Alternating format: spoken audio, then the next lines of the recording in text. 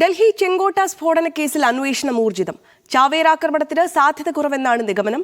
സ്ഫോടക വസ്തു അബദ്ധത്തിൽ പൊട്ടിത്തെറിച്ചിരിക്കാൻ സാധ്യത കൂടുതലെന്നാണ് ഉന്നത വൃത്തങ്ങൾ ചൂണ്ടിക്കാണിക്കുന്നത്.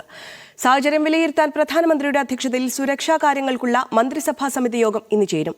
മറ്റൊരിടത്തേക്ക് മാറുന്നതിനിടെ പൊട്ടിത്തെറി ഉണ്ടായെന്നാണ് നിഗമനം. അതേസമയം ഇത് പ്രാഥമിക വിലയിരുത്തലുകളാണെന്നും എല്ലാ സാധ്യതകളും പരിശോധിച്ചു വരികയാണെന്നും അന്വേഷണ ഏജൻസികൾ അറിയിച്ചു.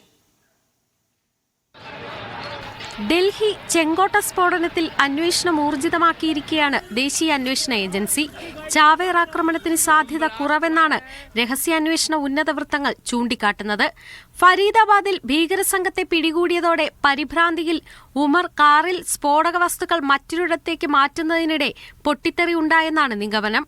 അതേസമയം ഇത് പ്രാഥമിക വിലയിരുത്തലുകളാണെന്നും എല്ലാ സാധ്യതകളും പരിശോധിച്ചു വരികയാണെന്നും അന്വേഷണ ഏജൻസികൾ അറിയിച്ചു. സ്ഫോടനത്തിലെ ജെയ്ഷെ മുഹമ്മദ് ഭീകര സംഘടനയുടെ പങ്കും NIA പരിശോധിച്ചു വരികയാണ്. ഫോറൻസിക് DNA പരിശോധനാ ഫലങ്ങൾ പുറത്തുവരുന്നതോടെ സംഭവത്തിന്റെ ചുരുളഴിക്കാം എന്ന പ്രതീക്ഷയിലാണ് NIA.